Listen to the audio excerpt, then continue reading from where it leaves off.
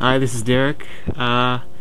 It's April, and at the end of the month, the Nightmare on Elm Street remake comes out. And I'm not really for remakes, really, but I gotta admit, I'm really excited about this movie. I'm a huge Freddy fan. I've always been a fan of the movies ever since I was a little kid. I'd always rent the videos from the store, like, constantly. The VHS videos, back before DVD. Old school in it. I actually still have my old VHS of Nightmare on Elm Street. It's a little dusty, but it's still good. But this is where the money's at, folks. The box set of the DVDs. I think it was released in 1999, but it's still pretty good special features and stuff. Worth its weight in gold. Cool stuff. Awesome. But I figured since the new one's coming out, I'd take a look at the older ones and review every one of them, see which ones were good, which were bad, and which are like the truly great ones that are going to give the remake a real run for its money. So I hope you enjoy, and let's start out with the very first one, Nightmare on Elm Street. So, the original Nightmare on Elm Street. This is probably the hardest of them all for me to review because I would say it's the best of the bunch, and I have endless praise for it. It's truly a classic, but what's so good about it, I think, is that it's not your typical slasher fare. Sure, there's the clear difference of Freddy being a killer that stalks you in your dreams, which is alone a really cool and unique concept, but there is a lot more to it than that. I mean, it's almost more of a psychological, archetypal horror film disguised as a slasher. There's a lot more themes surrounding the movie, like teenage angst and paying for the sins of your parents, the feeling of helplessness facing an enemy that strikes when you're at your most vulnerable, when you're sleeping, feeling like maybe you're going insane and having your boundaries of reality tested, and finding the strength to survive. And it's just a good old-fashioned tale of good versus evil. At the center of it all is our main character, Nancy, played by Heather Langenkamp. When you really think about this character, it's really shocking how much of a complete departure she is from the average horror film heroine. She's a ridiculously strong character. She's not the sexy blonde with big tits or anything, who just happens to survive until the last act, and then of course all of a sudden the killer just happens to suck at killing and can't even catch her, even though all the other victims get killed insanely easily. Just out of the typical cliched convenience of the plot. Nancy, though, really uses her cunning to defeat Freddy, and she's very clever and ultimately stronger than him. And you don't really feel cheated by the movie. She really makes the movie what it is, I think. Sure, Freddy does fine without her and lives on in all the sequels, but it definitely was this character and how she was written that really makes it much better and more respectable of a movie than most of the sequels are. Heather Langenkamp gives a really good performance as Nancy, and as a whole, A Nightmare on Elm Street has unusually good acting for a horror flick. Much in the tradition of classics like Halloween and Friday the 13th, a lot of the credibility for A Nightmare on Elm Street was helped by including a veteran actor. In Halloween, it was Donald Pleasance. In Friday the 13th, it was Betsy Palmer. And here, it's the great John Saxon, who is an awesome actor. This guy kicked ass with Bruce Lee and Enter the Dragon, for God's sake. It's just great to see him in this movie. He plays Nancy's dad, who's also the chief of police. He's really overprotective of Nancy, but you totally buy it, and you can see that the guy's genuinely concerned for his daughter's safety and her mental well-being. A lot of the other nightmares, they also had the overbearing parent that just doesn't understand kind of character, but it reached a point where it just became a gimmick, just like the one-liners that Freddy gives throughout the series. But John Saxon, he really is convincing, and he's anything but a one-note character. Ronnie Bakley is very effective as Nancy's mom, too, and she really has a share of scene-stealing moments. In a similar tradition, Nightmare on Elm Street also has the young, talented actor making a first starring role. following in the footsteps of Jamie Lee Curtis in Halloween and Kevin Bacon in Friday the 13th, Nightmare features Johnny Depp in his very first role. And I personally think it's kind of cool that any 16-year-old girls who just love Captain Jack Sparrow and want to see all of Johnny Depp's other movies, having to see him get sucked into his bed by Freddy and erupting in a geyser of blood, which for the record still has to be one of the best deaths of the entire series. And of course, the man with the glove himself, Freddy, played by Robert Englund, is great. It pretty much goes without saying. This is probably his best appearance as Freddy. Wes Craven has made a lot of great movies, and admittedly a lot of stinkers too, but Nightmare on Elm Street is his masterpiece, without a doubt. Apparently he got the idea from it from a series of news articles about kids who were afraid to go to sleep because they were afraid they were going to die. And like in the movie, they stayed up for days and hid coffee pots in their room, and they did actually end up dying, which makes for a really creepy backstory. There's very little bad I can say about A Nightmare on Elm Street. I love it, it's a classic. I guess my only complaint would be that some of the effects are kind of cheesy, and they do pull you out of the tension. But considering the entire budget of the movie was just a little more than Robert Englund's entire paycheck for appearing in Freddy vs. Jason, I think they pulled off a great job regardless. And for every lousy special effect there are about 2 good ones. And they were just extremely inventive with this movie, and created some really awesome and iconic scenes on a shoestring budget. When you get right down to it, Wes Craven's A Nightmare on Elm Street is an iconic horror film. It's the best of the bunch of the series, and personally it's one of my favorite movies. If you haven't seen it, seriously, what's wrong with you? I mean, get off YouTube, get your hands out of that bowl of Cheetos, and see it right now. You won't regret it, I promise. My verdict? See it! This, of course, brings us to the sequel that dare not speak its name, A Nightmare on Elm Street Part 2, Freddys Revenge. There's a wide consensus among fans that this is the absolute worst in the series, and I would have to agree. It's not hard to see why. There's a lot of problems with the movie. You can really get the feeling that after the runaway success of the first Nightmare, they just tried to dish out a sequel as soon as possible.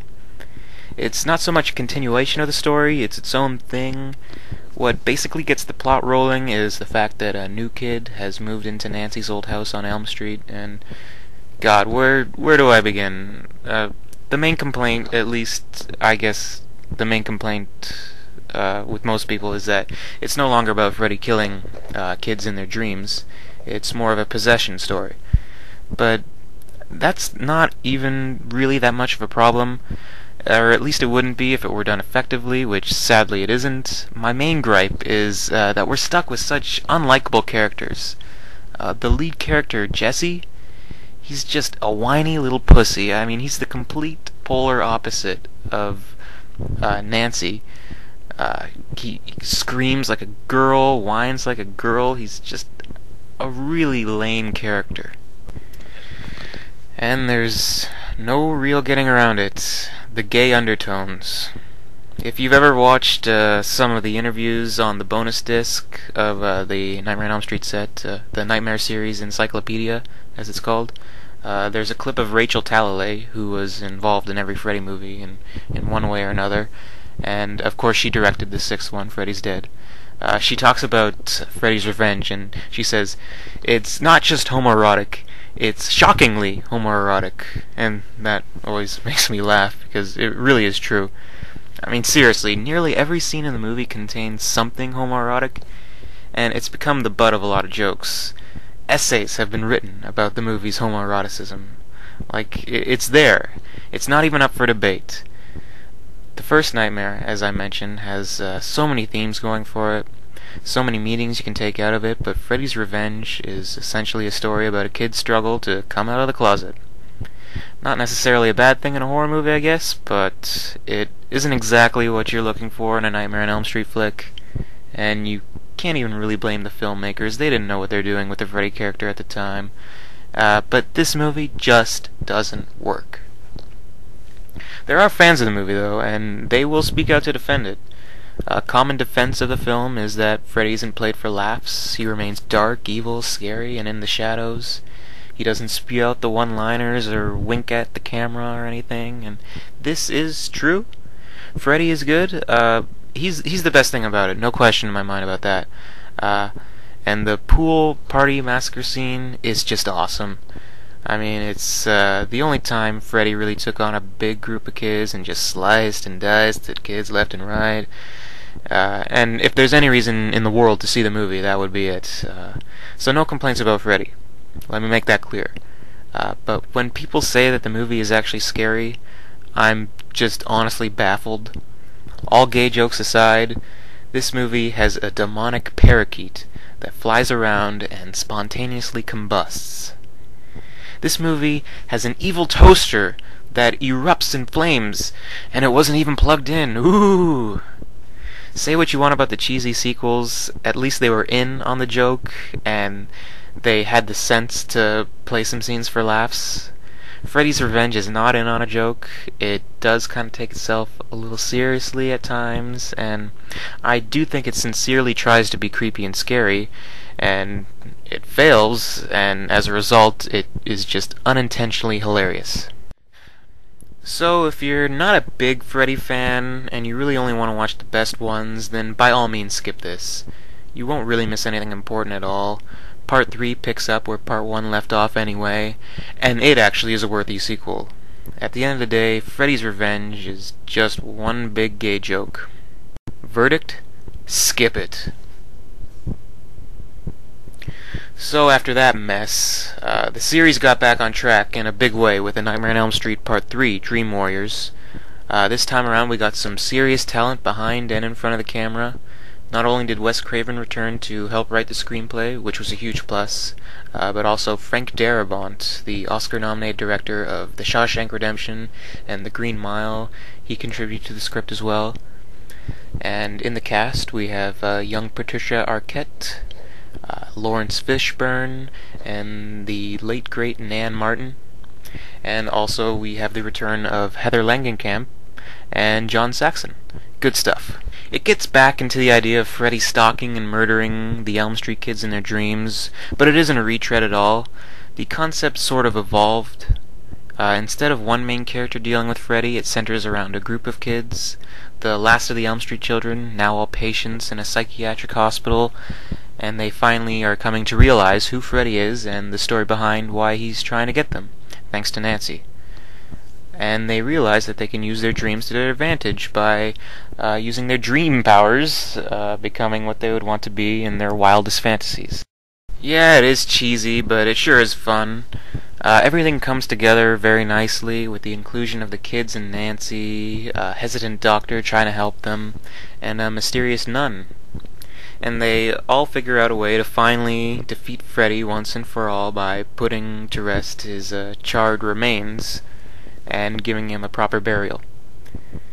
This marks the point in the series where Freddy became less of a dark, scary figure in the shadows and more of an 80s cartoon villain that he's most known as being. This isn't really a bad thing, depending on your tastes, I guess. And while this version of Freddy isn't exactly scary, I'd say that he's still very threatening in the movie. And the dream sequences and the deaths, they're all very creative. There's one scene where Freddy cuts open the arms and legs of the kid and uses him as a puppet, sleepwalking him off a ledge to his death. And the very cool worm Freddy, which is a phallic Freudian nightmare.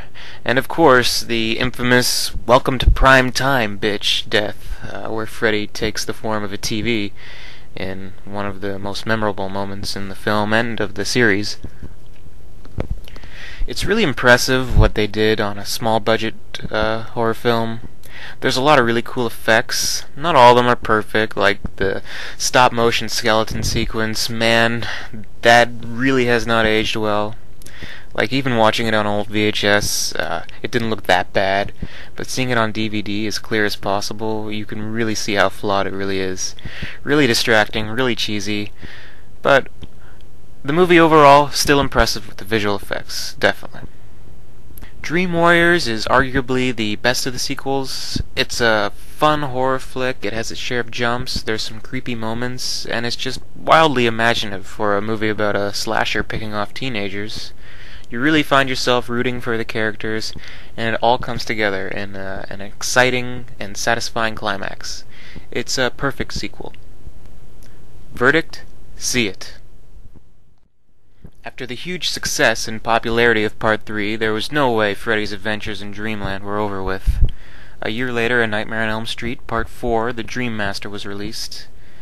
Now, the first thing you may notice about this movie is that for the first time ever in the series, Robert Englund gets top billing.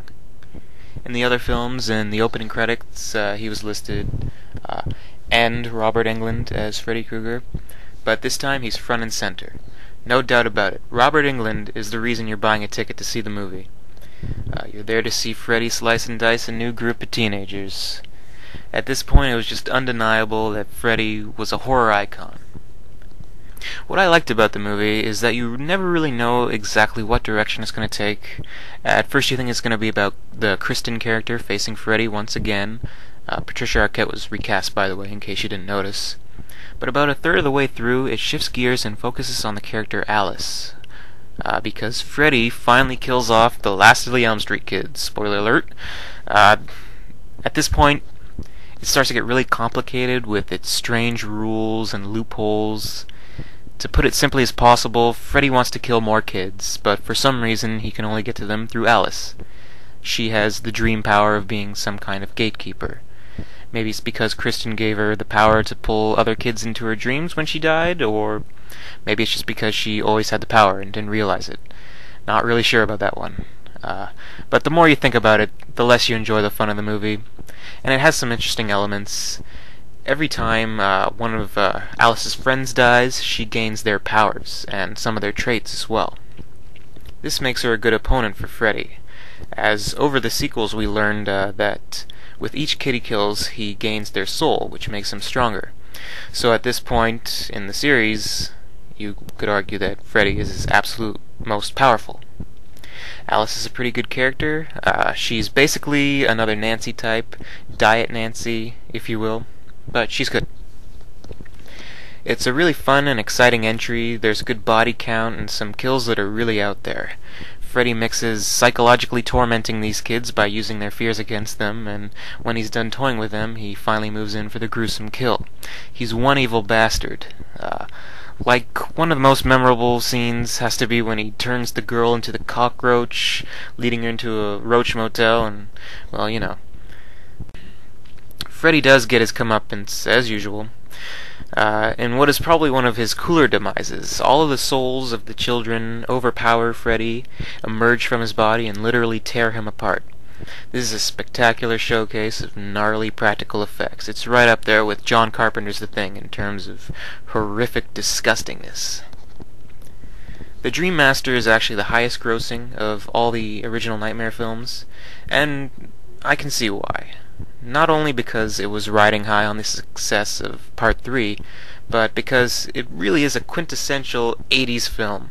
From the fashion to the music to the characters who practically could have walked off the set of a John Hughes film. And the characters really are likable, which is so important. Verdict, see it. Next up, Nightmare on Elm Street Part 5, The Dream Child. Just by the title alone, you can tell that they're kind of running out of ideas. It continues the story of Alice, and this time around she realizes that she's pregnant, and Freddy devises a plan to get to new kids through the dreams of her unborn child. Yeah. Part 4 was so fast-paced and eventful that I never really stopped to nitpick its ridiculousness. But I found that in Part 5, I had plenty of time to think it over. Like, why does Freddy really need Alice to get to new kids anyway? Why all the stupid technicalities? Does he have some kind of dream lawyer that advises him about his situation? I don't know. It's kind of weird. My main problem with the movie is that it's pretty much 50% exposition. We're treated to a new gang of alienated teens, and once again, the main character has to explain the whole story of Freddy to them. And when they finally start believing her, they discuss in excruciating detail what Freddy's evil plan is and how they can once again stop him. They just talk and talk and talk. It's all talk, and it does get pretty dull. This time around, there's not even that high of a body count, and I think a lot of people are expecting a lot more after the bloodbath that was part 4. This is a horror movie. You'd think more than 3 characters would end up biting the dust, but no. If the story were more interesting, then maybe you could forgive this, but it's not really. They really are on autopilot with this one, and they're running low on fumes. So would I recommend it? Maybe. It's the same deal with Freddys Revenge. If you want to skip some of the weaker entries, there's nothing really new or special about it. If you really like Part 4 and like the Alice character and you want to see some closure on it, then you might want to check it out. But it's nowhere nearly as entertaining as Parts 3 and 4, and I think with this movie, Freddy stopped coming off as a threat and just became purely goofy and the one-liner spouting character. He's not really that much of a threat at all. As lame as it can be at times, there are some good elements to it. The nightmare sequences were pretty cool, and there's some inventive visual moments. You can tell that Stephen Hopkins does have a good talent for directing, but the main problem is the story and the writing. But basically, even the worst nightmare movie at least has Freddy running around and spreading his carnage, and it's a lot more creative and rewatchable than the average Friday the 13th or Halloween sequel. My verdict? Meh. After that, it was decided that Freddy should be killed off once and for all. Freddys Dead, the final nightmare, set out to finally kill the character off. Again, trying to get at the most out of a tired formula, we're introduced to some more troubled teens in a youth shelter this time.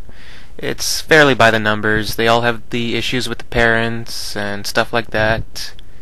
And there's also a young amnesiac who leads himself to believe that he's Freddy's long-lost son. The bulk of the movie involves traveling back to Freddy's hometown and the whole gang trying to figure everything out. In case you're wondering, they dropped the whole Dream Master Gatekeeper idea, thank God, and we never really find out what happened to the Alice character. You can either assume that she lived a long, happy life, or maybe Freddy got to her at some point. It's your choice. So I guess Freddy can enter the dreams of any kids he wants to now, as long as it's on Elm Street. But Freddy has bigger plans in this one, and he wants to go on more killing sprees, and we find out that Freddy does, in fact, have a child. And it turns out to be this lady. Yeah, why not? So he needs to use her as a gatekeeper now, so he can kill more non-Elm Street kids. So as we lead closer to the climax and the whole plan to kill Freddy for good, we get a spectacular 3D sequence where we journey through Freddy's mind and visit his childhood.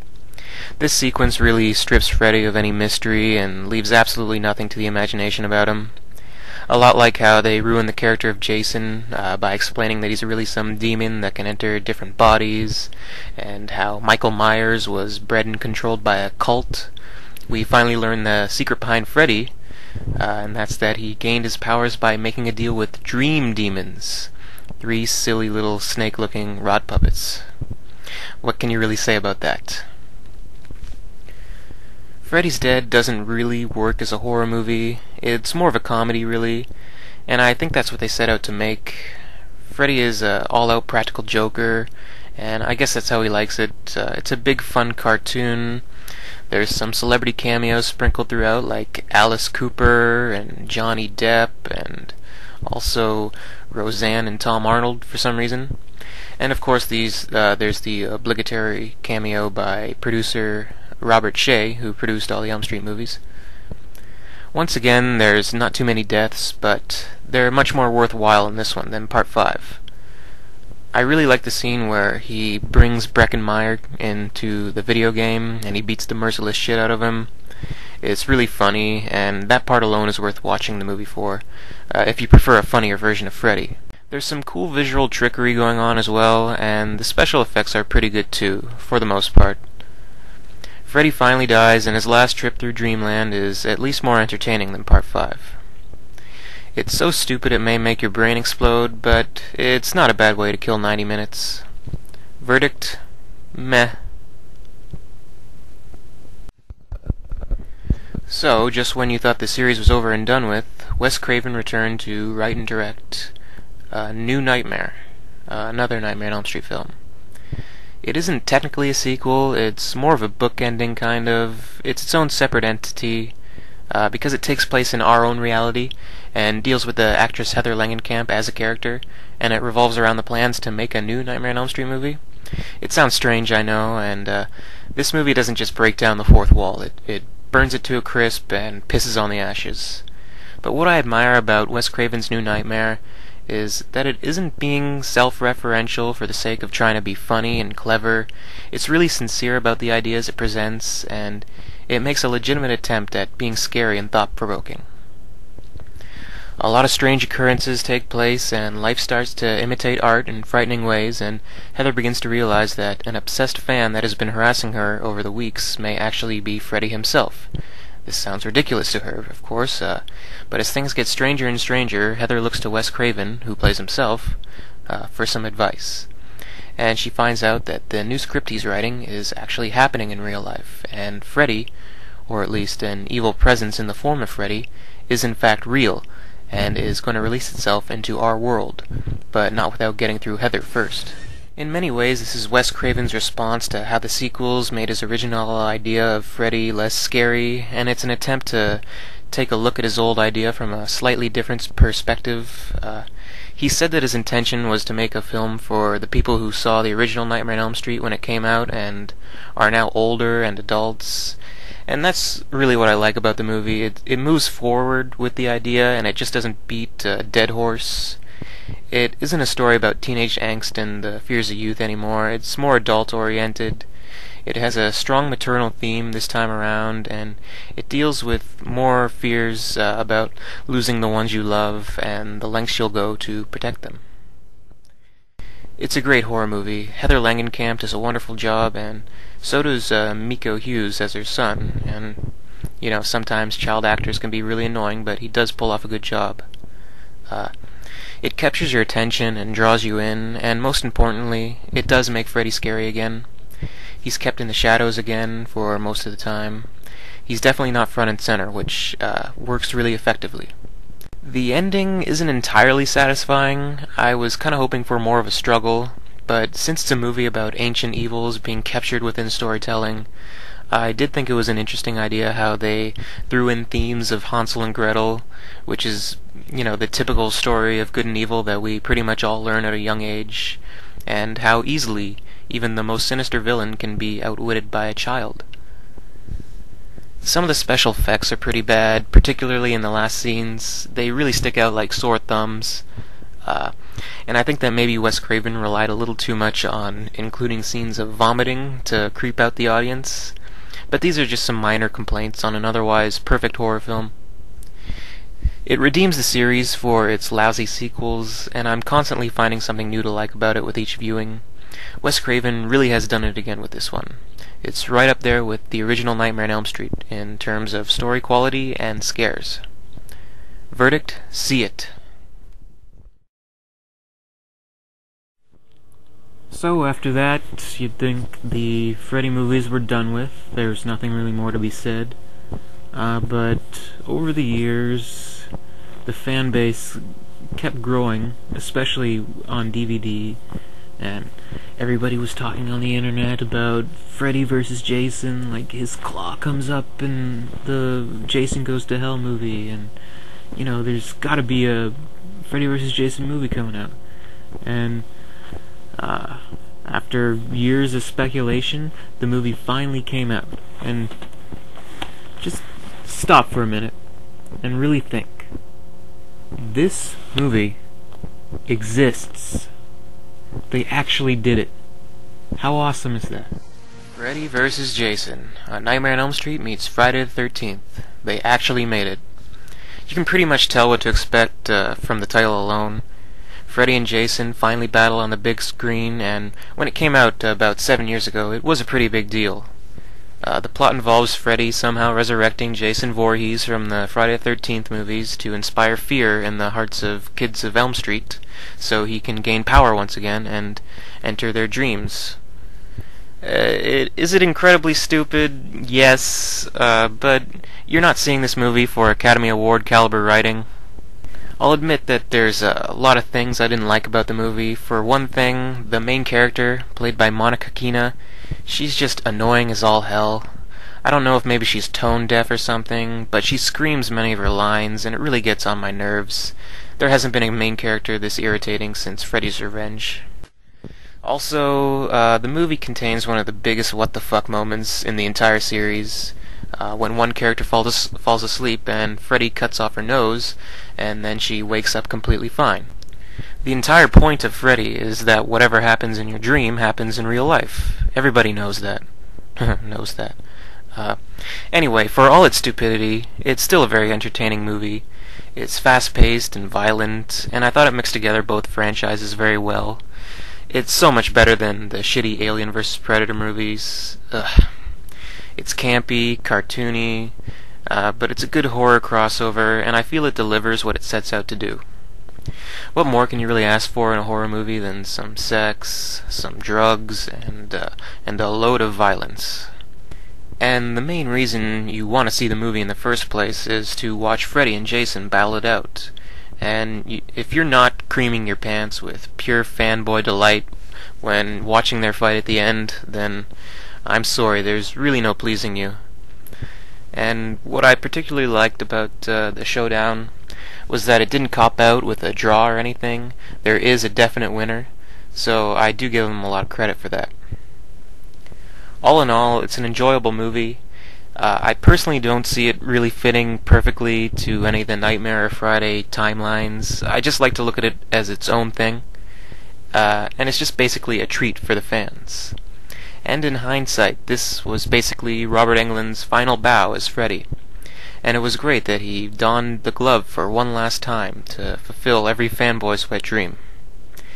There's split opinions of the movie among fans, but I think anybody who bitches about it should just enjoy it for what it is. It is a decent movie, and while it's not perfect, it easily could have been much worse, or it may not have happened at all. And I'm just always amazed and grateful that this movie even exists. Verdict: see it.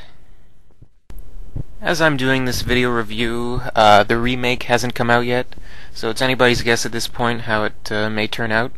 But I have high hopes. One reason I have faith in it is the choice of Jackie Earle Haley as Freddy. He's a great actor, and I'm hoping he can pull it off. Robert Englund will always be Freddy to me. He planted the flag. No one will ever top him. But even Sean Connery couldn't be Bond forever, and at least we know the legendary role is in good hands with Haley. From what I can tell from the trailers and everything, it doesn't look like it's going to be an exact rehash. It does look like it has new things to offer. Sure, there's going to be some scenes of CGI, which you have to expect, and Freddy's vs. Jason had some CGI, and it didn't really ruin it that much. So I think they're going to do an okay job with it. Worst case scenario, it's a horrible movie, worse than Freddys Revenge, which, how could they even do that? And if it's that bad, we can just forget about it, hopefully. Best case scenario, it's going to be really great and in good company with the original and Wes Craven's new Nightmare. But I figure at least it should be as good as parts 3 and 4. It looks like they've worked really hard trying to get the remake off the ground finally, and it doesn't look like a lazy cash grab. It looks like they did put some effort into it at least. So I'm definitely looking forward to this, and I hope to see it really soon. So that's pretty much all I have to say. Hope you enjoyed my rambling on these movies. If you stuck to the end, congratulations. If you're excited about the remake like I am, definitely whip these babies out. Give them a little marathon if you haven't already. And if you had, and you still need some way to pass the time before it comes out, maybe take a look at the Freddy vs. Jason vs. Ash comics. They're pretty good. Definitely enjoy these for what they are, because trust me, that's not likely gonna see the big screen anytime soon. And if you're feeling nostalgic, maybe bust out the old Nintendo and play the shitty Nintendo game.